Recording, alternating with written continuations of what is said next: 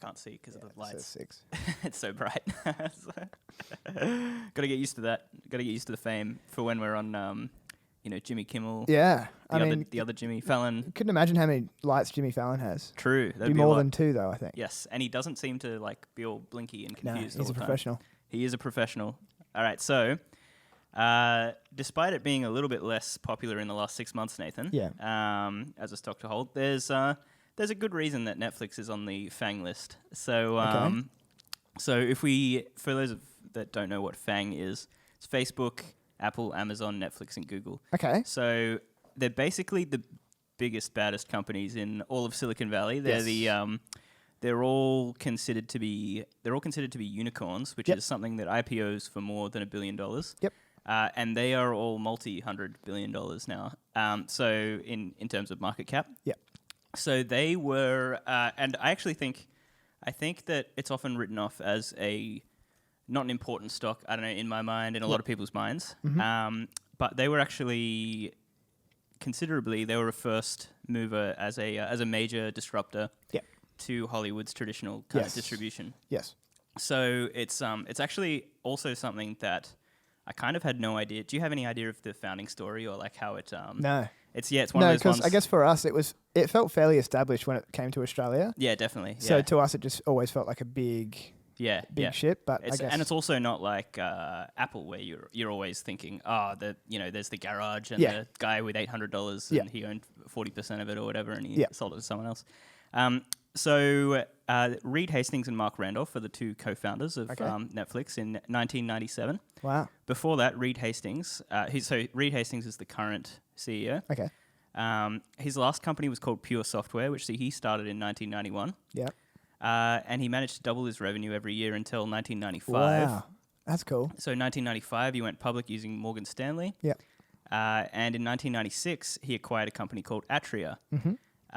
And his company was called Pure Software. Yep. His new company was now called Pure Atria. Oh. And that's where they met because Randolph worked for Atria. Yep. And so Hastings acquired Atria where Randolph was working. Yep. And Randolph became head of marketing at Pure Atria. Yep. And so it was a software company that focused on debugging. So in software, debugging is where you fix your problems. Yeah. So Pure Atria got bought for $700 million by a company called Rational Software. Okay. And that was the largest acquisition in Silicon Valley history at that time. Really? So 1997. How much? $700 million. $700 million. Okay. Yeah, so that was in 1997. Yep. And the story is that they used to ride in the car together to get to work. So they carpool to work. Okay. And during that time, they often brainstormed business ideas. Yeah. So they really liked Amazon, but they didn't like it that items became commoditized on Amazon. Yeah. So they wanted to start an e-commerce store where you rent out movies. Mm-hmm. So they decided that starting in the post Pure Atria kind of days, they were kind of experimenting with some ideas. And they decided that VHS tapes were too big and expensive to ship. Yeah, okay. And however, DVDs literally just came out, so it must have been 1997 when they came out. Okay. And so they test shipped a CD in its place to see if it arrived unbroken. Yep. So they test shipped heaps of different ideas. They ran through heaps of different packaging to make sure it wouldn't get broken when it got sent. Sent it hundreds of times. Yep. And then they worked out a packaging system which included a return stamp so that they could send back their discs. Yep. So then Hastings put down $2.5 million of his Pure Atria cash. Wow. Significant. And let Randolph manage the day-to-day as the CEO. Yep. Okay. So Hastings was like the consultant who occasionally was in there working with the business. Yep. And they were betting on the future, which was that DVDs would replace VHS. Okay. So it's a bit of a theme. In the company. Yeah. So 1994 was actually the first DVD player was created by Sony. I might have missed this. Does this company have a name that Randolph's now the CEO of? It's called. Actually, we'll get to that in a sec. Sorry. Okay, keep going. It's interesting. So on I've only found all the packaging of what it looks like. So I will be up to that in a sec. Okay. So sorry. they no. Keep interrupting, it's good. Perfect. So yeah, 1994 was actually when the first DVD player was created by Sony. 1994. And in 1997, the first DVD player was sold in the US. Okay. And it cost $1,000. Whoa. And crazy. so yeah, in 1998, this is heaps funny. They launched with 30 employees. So they launched straight out of the gate. A lot of employees. It's not a super high tech business. No, sending DVDs. Yeah. But the idea was, it actually was super high tech because they had a website. And I think that a lot of people take for granted 1990s. Yeah, you're like even late 1990s. Yeah. Wow, that company has a website. True. Like that's that's a crazy concept. Yeah. Okay. So so they launched with 30 employees and 925 movies to rent. Oh, that's good. And at the time, less than 1% of American households owned a DVD player. Yep, that's a problem. And they were called DVD.com. Oh, really? So they were called DVD.com. Cool. And then, on all the original packaging, it looks like DVD.com, a Netflix company. A Netflix company. So it says DVD.com, a Netflix company. Ah. So it looks almost like they've set up maybe their business name as Netflix maybe. Yes. And then... It was just a brand or a child company within it. Yeah, yeah. If you think about the value of, at the time, not knowing the brand names or anything like that. Yes. You think about the value of DVD.com as a... Yeah, as a domain. As a domain. Yeah. It's like, oh yeah, people are just finding out about DVDs. We have DVD.com. True. That's probably better than Netflix.com. Absolutely. Like what the heck's Netflix? Good call. Yeah. So I think it's actually quite clever. Yeah. So it costs $4 to rent for 7 days for a DVD and $2 for shipping. Okay. And then as you rent additional discs, the cost would lower gradually. Yeah. And then you'd be paying less and less for each one. Yeah. And you could also pay more to keep the discs for longer. Yeah. And then you could decide to buy it if you didn't want to send it back. Yeah. So you could do that through their website. There was also no... or you could just not send it back. yeah, true. Yeah. See what they do about it, Sorry. Well, I don't know if they charge your credit card or how they'd have all your how it kind of works. Yeah. So yeah, I'm sure they had a plan. I don't think you can pay for things for cash over the internet, but it's not like Blockbuster, True. which we will get to. So in the early days, the website actually went down a lot. Yeah. And most of their revenue came from customers actually purchasing the DVDs. Yeah, okay. So soon after opening, they signed deals with Sony, HP, and Toshiba to put special offers of free rentals in their DVD players delivered, and then hoping they would get sticky customers through that. Oh, really? So they would put the offer in the box for the DVD player. Oh, wow, so smart. Yeah. Here's some things you can watch with your new DVD player. Yeah, and then they had a couple of free rentals. That's good. And so it's really good. Yeah, and then you just log in and use the code, obviously, and so in 1998, Netflix began developing customer profiles with algorithms that suggested the next film based on what they've rented before. Okay, yeah.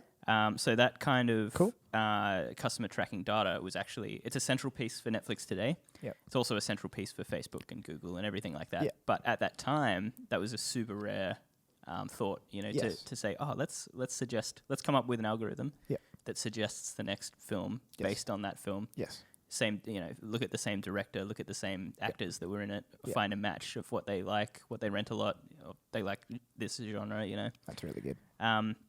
So they decided in late 1998 to stop selling DVDs and direct all traffic to the Netflix store on Amazon. Oh, okay.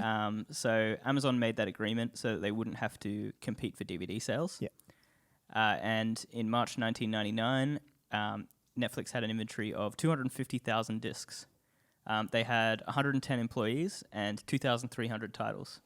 So wow. And Hastings also, who originally funded the company and he co-founded, and the one that owned Pure Atria, he kicked Randolph to be a member of the board, and he took his position as CEO. Really? Oh, okay. So it was interesting enough for him to be CEO. So he was really part-time in the and he was just coming in and seeing how things were. Yeah. This is working. All right. Yeah, now it's time for me to take over. And I've seen interviews. I don't know if it's just because they're supposed to be friends and they're like, this kind of thing. I've seen interviews where, I've seen an interview with Randolph who says we would never have survived until today without him coming and taking it over. Yeah. But we would have never have survived the first couple of years without me being the CEO in the start. Maybe they have different skill sets. And I actually think that he was more happy with this is our boring idea. Let's just do this boring DVD thing. Let me get it up and running. I'm fine with operating, you know, and then switched it around with Hastings taking over. Yeah. So in July 1999, Hastings raised $30 million. So this is the next year. So this is 2 years after they started. Yep. He raised $30 million in new capital from a French investment firm called Groupe Arnault, which is based in Paris, and they do VC and private equity. Okay. Now here's a So they used that capital to switch their business model around. So they made an unlimited subscription plan for all rentals. They made it $8 a month. Yeah. And that meant that you could have 4 DVDs at a time. Wow. That's later on. But you can have I think it was 2 at the start. And $8 a month, and then you send it back, and it sends you your next one in the queue. Cool. But here's something that's interesting about the funder, the French investment firm. Do you know who Bernard Arnault is? Yeah. So he's actually the richest man in the world at the moment, with a current net worth of $198 billion. Right now. Yeah.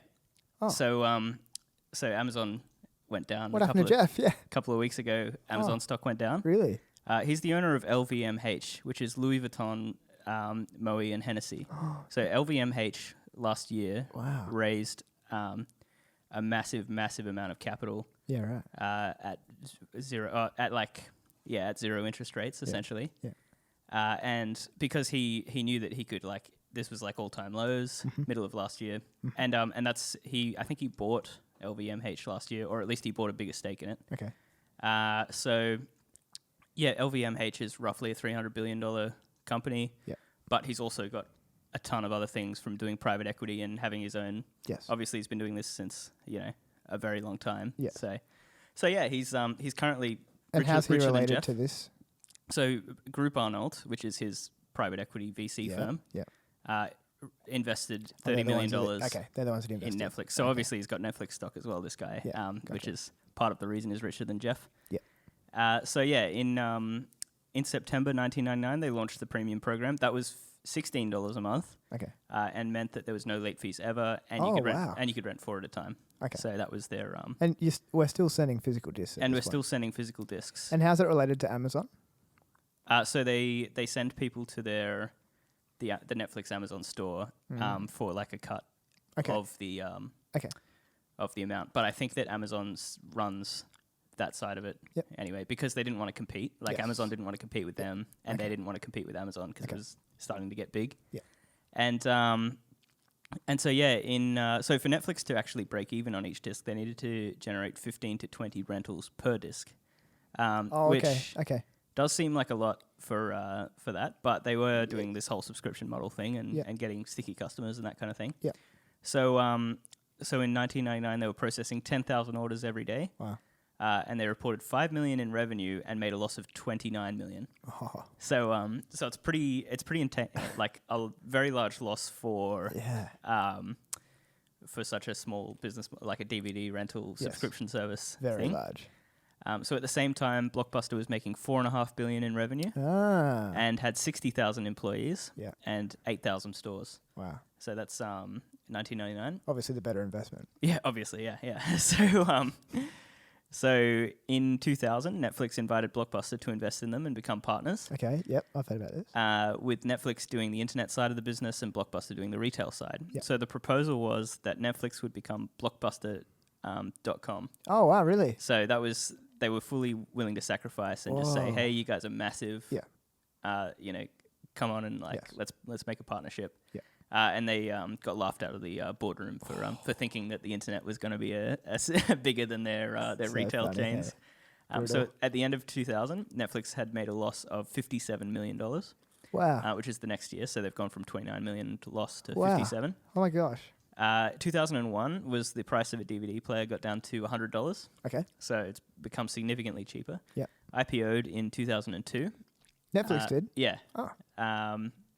In 2003, they had 1 million subscribers and they made a profit. Hey, okay. So that's the start of the kind of turnaround. Nice. 2004, Blockbuster and Walmart released their own DVD mailing services. Yeah. So they were like, oh, DVDs, we better get onto this. True. 6 or 7 years later after. Have you ever heard of Big Pond?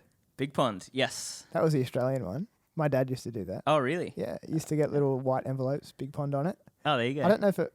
I don't remember what company. I don't know if they had a parent company, but yeah, I used to do that all the time. Yeah, there you go. We used to have heaps of discs that were from Big Pond just sitting like they've been there for ages. I thought that was a Telstra internet provider, but it might be both. Maybe. See, I had in my mind that it was a Telstra like child company. Maybe, yeah. I'm not sure. It probably is. They might have bought it. So 2004 was when Blockbuster and Walmart released their own service, and Netflix stock fell by 75% because everyone's like Blockbuster, Walmart, Netflix. Like, they can do it two better. Massive, conglomerates. Yeah. In 2005, Netflix shipped 1 million DVDs per day. Okay. And had what did you say? 1 million per 1 million per day. 1 million. Yeah. And it's to individual DVDs. Yeah. And that's a lot. And Blockbuster and Walmart both dropped out. So really? Netflix had 4.2 million users at the time. So they were using it very heavily. Yeah. In 2006, Amazon Prime Video launches as Amazon Unbox. Oh, okay. And that was... What year, sorry? 2006. 2006, okay. And that was really nothing exciting and nothing... like, from what I've seen, no good selections, no good... Oh, really? Anything like that. Yeah. Just choose. It's an option to rent, most and people just bought. Still sending physical discs. And basically you can rent it instead of buying it on the Amazon store. Yeah. Except it's not particularly exciting because a lot of people are just like, well, I'll just buy it for. Yes. I'll just buy it for 100% more. Like I'll just pay twice as much instead of renting it. Yeah. You know. Yeah. In 2007, Netflix sent out its 1 billionth DVD. Wow. And launched its own video-on-demand online streaming service at no additional charge to the subscription. Really? And the content available to this is 2007. So the content available to stream was really bad quality because it was really difficult to get rights for expensive content. It's just the dudes with the handy cams in the movie cinemas. Yeah, pretty much. No, probably not. I think it was just bad, bad titles. Yeah. Oh, okay. And not bad, not low quality. Well, it probably was low quality as well, but like 144p. And also in 2007, Hulu launches its launches as a sign-up website, which is being beta tested by NBC Universal News Corporation, Providence Equity Partners, and later in 2009, Walt Disney. Wow. Okay. All have a stake in that. That's huge. And at the time, though, Hulu was just the website was just a sign up for our newsletter thing. Yeah. But it was launched as a TV channel. So so that's as a separate company TV channel, which is owned by a bunch of companies. It still exists, right? Yeah. Yeah, I think I've heard of it. Yeah, so it was the main competitor for Netflix in the early days. Okay. So then 2008 came around and Netflix signed a deal with Starz, which is with a Z. With a Z.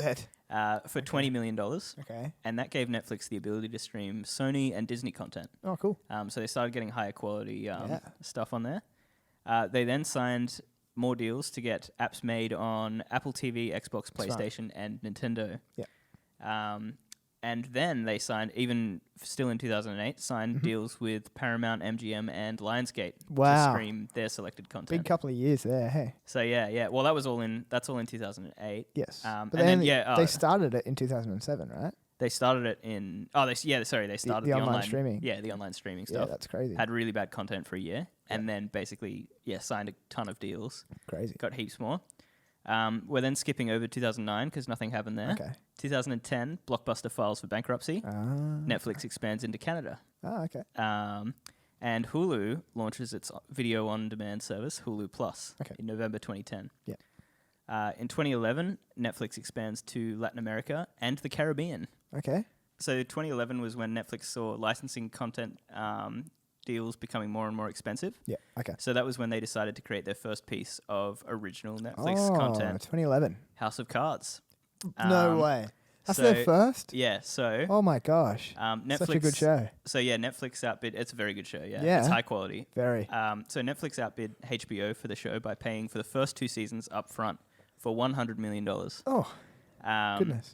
And also in 2011, this is the Amazon with the Fire Phone. Jeff Bezos, how he launches the terrible thing. Yeah. So in 2011, Netflix launched Quickster, which is QWICKSTR, so it's spelled with a W. Yeah. Which was going back to DVD on demand. Oh. Which it lost 800,000 subscribers for. Whoa. And wow. And caused a 60% decline in their stock price. Oh wow! Again, how volatile. They shut down Quickster after 1 month because they let it run for 1 month and that's impressive. Catastrophic failure. Yeah. In 2012, Netflix expanded into Europe. Yep. And Amazon Prime Video starts doing streaming and expands internationally. Okay. In 2013, House of Cards airs for the first time. Yep. And another world first was that House of Cards season 1 was available all at once. Oh, yeah. House of Cards has a score of 8.7 on IMDb, which is almost the highest you can get. Wow. If you think about what's Star Wars? Well, there's so many. I don't know. But I know The Godfather is 9.2. There we go. Okay. So there you go. But I don't know what other TV shows would be higher than 8.7. True. Okay. So that's. What about Suits? Well, I don't know. No, don't look it up. Don't look it up. No, I'm going to. Oh no. Let's make this another 2-hour episode. 8.4. 8.4. Very close. Suits is very good. It is. I couldn't think of anything better than those two. No, well, not as good as House of Cards on 8.7. No. So Kevin Spacey though. Yeah. Oof. What a guy. They about The Office. Well, it's not ranked higher, but we will get to The Office. Perfect. So don't worry, I'm gonna go through every single show in their category. So they were introducing the concept of binge watching through streaming because they launched the whole season at once. Yeah.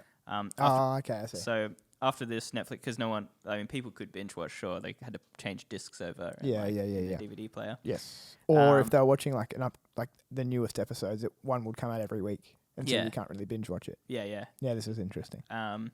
So basically it's got that 15-second delay, and that's all like you're just watching the next thing. Right? It's a lot less now. Originally, that was that was it's enough time for you to go. No, I probably should go and do something else. And but now it's like, not. Oh, now it's running. So it's even more convenient than in a sitcom you'd watch 7 episodes, then you'd get up, change the disc, and then watch the next 7 episodes. Yeah, and then it's like, okay, I've done 2 discs now. I should really do something else. If you're just really lazy and you like binge watching that much. After this, Netflix quickly launched Arrested Development, Orange is the New Black, as more original content. Oh yeah, Orange is the New Black. There you go. So that was all in 2013. Okay. And Blockbuster closes its last store at the end of the year. Oh, so sad. So 2013, yeah. Not really, actually. They laughed at Netflix. That's rude. Yeah, they laughed at them. Yeah, serves them right. Yeah, exactly. Be interesting to know who those people were. Yeah. Well, actually, I was doing research. Is there some interviews? Well, I was doing research, and it was talking about 2008 when the CEO got fired, who was the one that had taken all of the offers from, had taken all the meetings with Netflix in the past. Oh wow! Because I think they'd done more than one meeting as well. Yeah, I'm sure. And then he's got fired, and then 2 years later they filed for bankruptcy. So not even the new guy couldn't even No. He's left with a burning house, Yeah, it's not his the fault. House of Cards fell down. There it is. And that is clippable content. So there's a real zinger there. 2014, House of Cards got 9 Emmy nominations. Wow. And what's an Emmy? Do you know what an Emmy is? An Emmy is one of the awards that make up an EGOT, which is Emmy, Grammy, Oscar, and Tony. And that is the thing that all actors aspire to achieve. Okay. And you get a big diamond chain with, people made their own EGOT, a big diamond chain thing. Right, so anyway. there's a bunch of awards, and the idea is to get them all. Yeah. And so, to have a Tony, you have to... So this is why people do stage shows, because you have to have a Broadway show to get a Tony. Really? And to get a Emmy, this is an Emmy, so that's the first in the list. Yeah. Oscars, everyone knows what they are. Yeah. And Grammys are I don't know if Grammys are a music award. I thought it was music. Yeah, so I think Grammys are a music award. Right. So the whole idea you're is to be entertainment professional if you can get them all. So it's like people that are like Jennifer Lopez or I think Hugh Jackman has tried to. He's done a Broadway show and obviously movies and. Does he have music? Well, it's like the music of. Oh yeah. Like a show. Okay. Or like an original. It's like original music from. Yeah. Les Miserables or something. Yes. But obviously that wasn't made by him. But anyway, whatever his show is. Oh, that's good. Okay. So in Q4, so the 2014 Q4 users are 54 million. Wow. And in what year are we in? 2014. 2014. And that's when House of Cards got all the nominations because of the previous years. Yes. Yeah, House of Cards. And in 2015, Netflix announces a 7-1 stock split. Oh yeah. And Stan launches in Australia. Ah. So there's a little local one for you. Mm-hmm. 2016, Netflix announced international expansion into 130 new territories. Wow. And it finished migrating its data servers to Amazon Web Services. Okay. So yeah, there's everyone uses AWS. They do. In the modern world. Crazy. That's why they're such a massive company. So crazy. In 2017, Netflix are now in 73% of US households. Wow. Which is pretty massive. That is massive. In 2019, in June, Netflix announces that it'll be removing The Office and Friends. 1st of November, Apple launches Apple TV Plus. Yep. 12th of November, Disney announces Disney Plus. Yep. 2020, in April, Peacock launches. I've a never heard of streaming it. service made by NBC. Yeah. This is in April 2020, so this is only a year ago. Yeah. So a streaming service made by NBC. Yeah. It now has 54 million users. Wow. And it's got rapid growth because they took back shows like The Office, Parks and Rec, Seinfeld from Netflix, as well as having additional shows that are on the NBC network, like Modern Family, Saturday Night Live, and Law and Order. Whoa, they have all of that? Yeah, because they made all of it. Yeah. And they were previously just licensing it Oh my to goodness. Yeah. Netflix and Hulu and stuff. Whoa. So they just took back all of their shows, basically. And then in May, the next month, HBO Max launches with shows like The Big Bang Theory, Anthony Bourdain, Friends, Game of Thrones, The Sopranos, True Detective. Whoa. So they took back Friends. So first of all, The Office gets taken away in April. Yeah. Then Friends gets taken away in May. Yeah. And so Netflix are left with. There really was a sweet spot in time where there was only like Netflix and one or two others, and they were just licensing everything, right? And you could have one or two streaming services and have everything you could think of. For sure. Yeah. Now we're living in this time where there's like 6, 7, 8. Yeah, because everyone realized it was so late to the party. But we've seen that throughout all of Netflix's history. Yeah. Everyone's very late to the party, and Netflix gets this sweet spot. Same with Walmart and Blockbuster launching their DVD on demand. Yeah. Like 6 years after Netflix launches the DVD on demand. So in 2021, Apple TV Plus has an estimated 40 million users. Okay. However, 62% of them are on. So I'm going from worst to best. Okay. 62% of them are on a promotional plan, which means they're not paying for it. Oh, okay. So that's a little bit of a lame number. Yeah. Hulu has 41.6 million users. Yeah. So they're second to worst.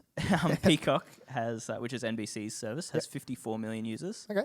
Which has grown in a year. Yeah, that's good. HBO Max has 54 million users, which is the same as Peacock, which has also grown in even less time. Yep.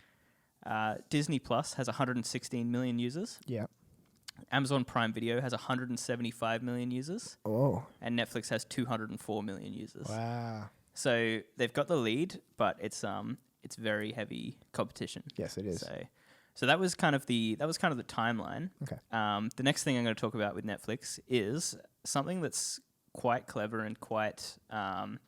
It was a little bit innovative at the time. Okay. I assume that it's not as innovative now because since everyone's heard of it, so everyone can just implement it themselves. Yes. But the system for always being up and running, because they almost never have outages, is called Chaos Monkey. Okay. So they actually did have an outage. I think in 2014 in Christmas Eve, and they were like most of the way through migrating to Amazon. Yep. And Amazon actually issued the apology for the outage. Yep. But the problem is the brand damage is done to Netflix. The brand damage isn't done for Amazon. Because nobody knows that everyone's using Amazon Web Services. Correct. So it's just some very small press conference, I assume, that no one's watching that Amazon puts out. And then Netflix gets all the brand damage for Christmas Eve Netflix going out. Yeah. People are trying to watch their Christmas movies or whatever. Yeah. So yeah, that's I believe that's the last time that they've had a 2014. major outage. Wow. So Chaos Monkey is a randomized system that causes breakdowns in infrastructure, network, and applications. Mm-hmm. So the concept here is that most software companies simply follow short deadlines with their high expectations. Yeah. And once the project is finished, they move on to the next thing. Yeah. Whereas this system, it assumes that breakdowns are inevitable. Yeah. And so it randomly kills random instances of software so that Netflix can always be up and running, so that like it'll randomly, something that I hadn't thought of, it'll just kill that. And then it's like, well, now you haven't thought of it. Now it's killed. Did you have a backup? Did you have a redundancy? Mm-hmm. How creates lots of little small problems. Mm. Is that what you're saying? Yeah, yeah. And then that forces the company to constantly optimize. So they have like teams of developers problems. that are consistently really fixing the and they problems. don't have to think of things that might go wrong. They just have to react to little things that are going wrong because of this thing called Chaos Monkey. Monkey. Okay. Yeah, so it's basically, imagine a monkey in your engine or whatever, just whacking stuff, and then you got to keep getting out and fixing it. But so that's you didn't have a second engine. What's wrong with you? Cool. So that's it. That's it. The working culture is really interesting. Mm-hmm. So they've got unlimited vacation. Their hours aren't clocked in or clocked out. Whoa. It doesn't matter to them like when you work. And the whole idea there is inspiration over supervision. That's their kind of motto around that. Mm-hmm. So it's got a pretty cool working culture, I think. Yeah. It's definitely, they want people to be responsible. So they basically said, hey, we don't like clock in, like we don't look at when you're arriving at work. Yeah. So why would we look at if you've worked 48 weeks or 50 weeks or that kind of thing. Yeah. And so then also the CEO said something like that, which is what's his name? Hastings. He's Reed Hastings. Gotcha. Yeah. Yeah. So he said that we don't set, it was a very assumed thing. It was like we don't set the dress code at the company. Yeah. And people don't show up naked. So his whole thing is that we don't set the vacation and when you can, and people will still come to work, and people will still come to work because it's all about responsibility. It's all about if you feel responsible for an issue, you're gonna work hard at it. So it's I guess it's a lot of that's about hiring the right people and it seems it's pretty cool though. I like the concept. I like it too. Yeah. Obviously, if you're not achieving the task that you're required to achieve, that's probably what they more require. Yeah. And if you're taking 12 weeks of holiday every year, then you're obviously not supposed to be there. Like you're obviously not doing any work. So I don't know. They'll just keep lumping you with more and more work, and then and they're like, well, you're not. You can keep farming it out to your virtual assistants. Yeah, true. Yeah, would be great. That would be a good way to do it. So some other stats about the company. They've now got 9,400 employees. Okay. So they're still quite lightweight compared to... So in 2000, I mentioned that Blockbuster had 60,000 employees. Yeah, that's right. When they were making $4.5 billion. Their US library contains 3,600 movies and 1,800 shows. Yeah. And The Office is the most streamed show on Netflix with 57 billion minutes. So it is on Netflix? It was on Netflix. Oh, and it's still the most streamed? It's still the most streamed show. How much? 57 billion minutes. 57 billion. So, Okay. And it was removed in 2020, which, basically means it still hasn't been beaten for most viewed thing, which is why Peacock is so successful. Yes. Because obviously they've taken the most viewed show. That's insane. So I think people just watch it over and over and over again. Yeah. No, they do, yeah. Just continuously watch the same show. Like, what do you mean people? You do. I don't watch The Office. Well, I didn't watch it more than once. Oh, okay. I do. You've what? I mean, I would, but I wouldn't be watching it, 20 times. True. Not like Seinfeld. Yeah, not like Seinfeld. Seinfeld's great. So at the peak of the virus lockdowns last year, Netflix used an average of 9.6 gigabytes of data per day per user. Oh, wow. So so that's pretty massive. That is a lot. That's a lot of data. You wouldn't want to be tethering that off your phone. No. That's I'm assuming 9.6 gigabytes. It's got to be 4.5 hours of content or something like that. It'd be a lot, yeah. I mean, it's if you're watching the 4K, do they do 4K? True, yeah. I think so. If it's at least high definition stuff, which it all is, yeah. I guess it's a lot. I don't know. So shared accounts, 18% of users share with a friend. 9% share with a family member of a different household. 26% share with a relative. And 48% don't share. Oh, really? So so that was a funny fact. More than half do share. Then it's kind of funny. Because it's always one of those things. It's like, originally I think it was very much a hope they don't share with their friends thing. Now they're clearly they know exactly what's happening. And obviously they can't get popular by saying, well, don't share your account. No. Because that's just really uncool. Like, and they want to be actually a popular product. Yes, they have to just find sneaky ways to not let you. Yeah, so they know that people are sharing accounts. And their usage of streaming minutes. So streaming platform Netflix has 34% of streaming. YouTube has 20% of streaming. Hulu has 11%. This is in the US for streaming minutes versus their rivals in Q2 2020. Amazon Prime was 8%, Disney Plus was 4%, and other was 23%. Yeah, right. So they got a third of streaming that's in 2020. But which is the largest. And so Netflix is the largest. Bigger than YouTube. Yeah, pretty crazy. Even though YouTube's like stated claim for usage, because I didn't mention that before, is 2 billion people. Which compared to Netflix is 204 million. But it's like those people aren't paying to use YouTube. No. That's not how many paid users they've got. So it doesn't really matter. It's true. They're onto their financials. So this is kind of the bull side of it. Okay. The 2020 revenue was $25 billion, which was an increase of 24% from 2019. Nice. And an increase of 183% since 2016. So it made $8.8 billion in 2016, and it's done pretty well in the last 4 years. Okay. Earnings this year were $2.7 billion, which is up 48%. Whoa.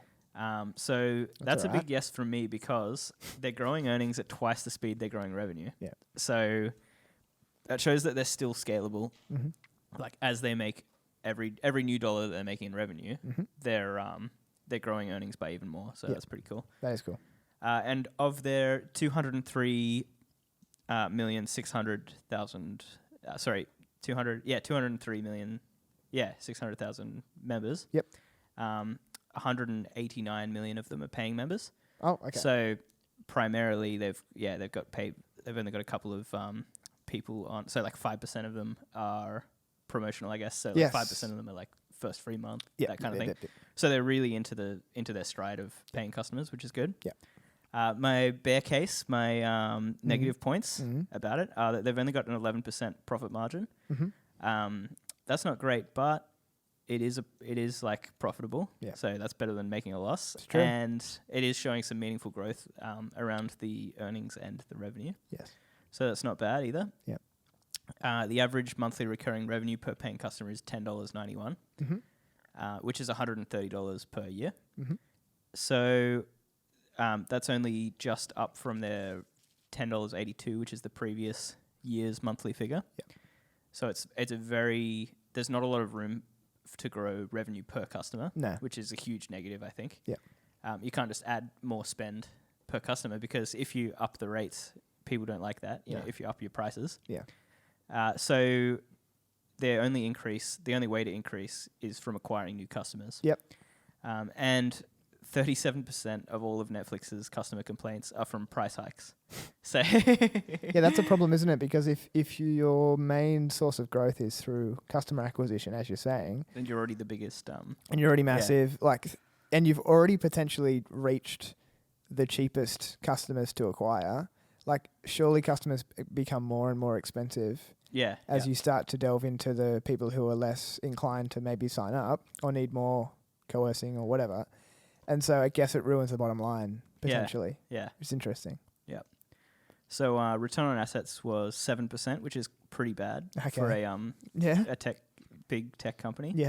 That's well into its like stride. And return on equity was 24%, which isn't bad. In terms of price movement, so their current price is $515.92. In the last year, it's grown 7% from $482. Really? So I think that a lot of the expectation was priced in 1 year ago, which is, I mean, August 2020, so I guess it makes sense. Yeah. They already knew that everyone was at home sitting around, so I guess a lot of that was priced in. Yeah. In the last 5 years, though, it's grown 438% from its price of $95. Yeah. And all time, it's grown 42,500% from its, this is in today's terms, post-split price of $1.21 in 2002. Yeah. So yeah, obviously, if you bought it for $1.21 in 2002, you would have been absolutely killing it. But a lot of ups and downs along the way. But $515 is quite a significant share price. That's good, yeah. So yeah, 42,000%, which is great. Its current market cap is $228 billion, which means that its PE ratio is 53. So that's obviously not great. Their Netflix gaming division. So I mentioned this last week. So they're launching Netflix gaming, and I think that'll be a way to beat the competition. Why did you mention this last week? I mentioned it because it was like a news. Oh, did you? Yeah, yeah. Okay, gotcha. Yeah, little quick bit of news. Okay. So there's very little information about it, but Mike Verdu has been hired as their VP of gaming. Oh, okay. And he used to be senior VP at EA Games, and he was a VP of EA Sports. Challenge everything. It's in the game. Oh, yeah. It's two different catchphrases, but that's all right. Challenge everything. We're doing ASMR now. Maybe it's EA Games Challenge Everything. I don't know. Yeah, I don't know. Well, I'm confused now. I was pretty confident before you said that. I mean, I'm not confused. It's the right catchphrase. I got it right. No, it is. It's in the game as well, though. So they've got two different ones. Okay. We'll agree to disagree. So yeah, he was a senior VP at EA Games, and then he was most recently a VP of augmented reality and virtual reality content at Facebook. Oh, okay. So that's interesting. So he's worked in big tech and in gaming. That thing where he was driving around in the car. Mark Zuckerberg? Yeah. Yeah, that was the worst piece of content ever. I hope he got fired and this is his new job. No, I'm sure he only produced the good stuff. If you don't know what we're talking about, Mark Zuckerberg. You'll have to get a clip. Yeah, Mark Zuckerberg was in... You'll have it saved somewhere. Yeah. He was in it was like Puerto Rico after they flooded, after they had a hurricane. Something. And no, it was Puerto Rico. Yeah. And, something similar to that. Yeah. Way to throw me off. Yeah, and he's basically on the roof of a car with his assistant, and he's like, "Wow, virtually. look at how he's not good." Actually. Yeah, and he's a little emoji guy is on the roof, and he's like, "Wow, look at how amazing the VR technicality is." And it's like there's people cleaning up their houses after the whole house washing away. Yeah, and it's just like a super insensitive. It's known as like proof that Mark Zuckerberg's a lizard person because he clearly has no emotions. Because he's like, "Wow, look at how good my product he's just is." having fun. In the middle of Puerto Rico, or wherever it was. Yeah, wherever it was. Yeah. So what we do know is that apparently they're not building their own console. No. Were we expecting that? Well, no, but okay. But I've seen a statement that would have been crazy if they were building their own console. Well, it would have been pretty cool. Wow. I didn't even consider that they would do that. Well, yeah, but they could. They could if they wanted to. Yeah, I suppose. If they really want to. They've already got... One thing that's cool is they've now got, like, compared with how they used to be, they've now got animation, talent, voice acting, production skills all, like, on staff. Yeah. As well as the platform to distribute. So that's a big plus. And they're not looking to offer it at any additional charge. So okay, cool. There's very limited information about it, but it will be a cool one to watch. No additional charge. Like no yet. Yeah. That's how they make more money. Yeah, so we don't really know. Secondary paywalls where it's like, actually, if you want, if you want the rest of our games, you have to pay an extra, blah, blah, blah. Let you play the first chapter and then you get it. That's how they're going to make more revenue per customer. Yeah. So the conclusion is that NBC realized they had the most streamed show ever, The Office, and they decided to distribute it themselves. Yep. And in 1 year, they've got 25% of Netflix's subscribers. Like essentially, they've got 25% of the number of... Yeah. So 54 million or whatever. Yeah. And it's a very, very competitive environment, which is becoming even more difficult for Netflix. Yeah. I think it's good that they can make their own content now, because if they couldn't do that, they'd be dead in the water. Like, they would have no hope. It's great that they're making more and more content and coming into their stride with that. Yeah. I think I don't know, it's probably, it's still challenging. Like, they're a production studio, and they're, and they're making TV shows, movies, and, mini limited series as well. Yeah. So, yeah, it's interesting. I would say it's interesting how, so when we're comparing, when you were comparing, what's NBC's thing again? Peacock. Yeah. To Netflix, and you were saying 25%. It's interesting how really, to a certain extent, each of the platforms isn't like mutually exclusive in regards to... you can definitely have multiple signups. Yeah, your content just needs to be good. It doesn't actually have to be better than the next company's content, It just has to be good enough that keeps you on that platform as well as other ones. Yeah. So it's interesting, Yeah. Yeah. And it's like you just... Eventually, at some point, you might decide, I'll drop one of these, I won't drop one of these. Exactly. Or you might just keep all of them. So, yeah. They aren't mutually exclusive. Yeah. No. Yeah. Do you own it? I don't own it, but I'll just wrap up anyway.